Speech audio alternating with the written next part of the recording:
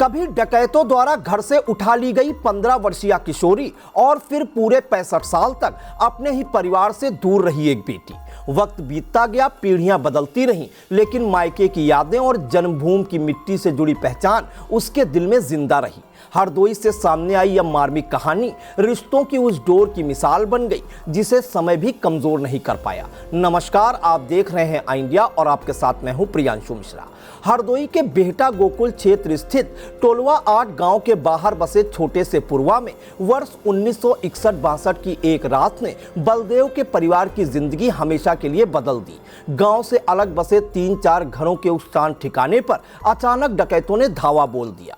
जब लुटेरों को रुपये और जेवर नहीं मिले तो उन्होंने गुस्से में बलदेव और उनके छोटे बेटे शिवलाल पर धारदार हथियार से हमला कर दिया। दोनों खून से लथपथ होकर गिर पड़े। घर में चीख पुकार मची ही थी कि डकैतों ने 15 वर्षीय मिठनी को जबरन उठा लिया और जंगलों की ओर ले गए। कई दिनों तक उसे अपने साथ घुमाया, मारपीट की और अंततः अलीगढ़ में एक व्यक्ति के पास छोड़ दिया। उस भयावह घटना के बाद मिठनी के परिवार ने उसे मृत मान लिया।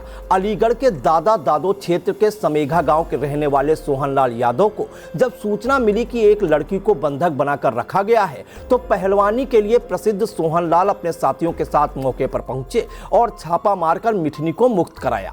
अपहरण की त्रासदी से मानसिक रूप से टूट चुकी मिठनी को सहारा देते हुए उन्होंने उससे विवाह कर लिया। यहीं से मिठनी की जीवन की दूसरी शुरुआत हुई।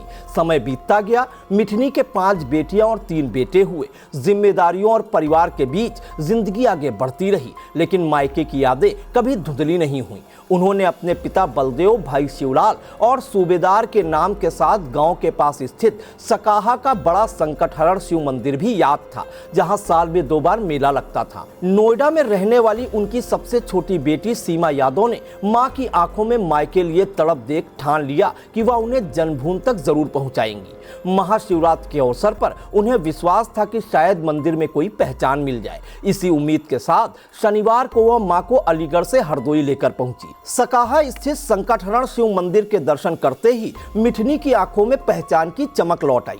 उन्हें रास्ते याद आने लगे। टोलवा 8 गांव पहुंचकर सीमा ने शिवलाल और सूबेदार के बारे में जानकारी जुटाई। पता चला कि दोनों का निधन हो चुका है, लेकिन उनके परिवार अब भी वहीं रहते हैं। जब मिठनी अपनी बेटी सीमा के साथ घर पहुंची तो उनका सामना भाई शिवपाल की पत्नी छोटी बिचिया से हुआ। घर में वर्षों से डकैती और बहन के अपहरण की चर्चा सुनी जाती रही थी। जैसे ही मिठनी ने अपना परिचय दिया, माहौल भावनाओं से भर उठा।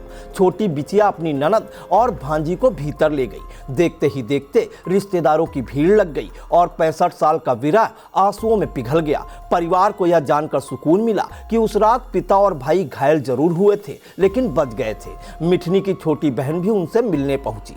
जिन लोगों ने उन्हें मृत मान लिया था, उनके लिए यह मिलन किसी चमत्कार से कम नहीं था। रविवार को मिठनी ने बेटी सीमा और रिश्तेदारों के साथ सकाहा के संकटहरण शिव मंदिर में जल चढ़ाया और आशीर्वाद लिया। फिर वह अलीगढ़ लौट गई, लेकिन इस बार 65 साल का अधूरापन नहीं, बल्कि अपनों से मिलने का संतोष उनके साथ था।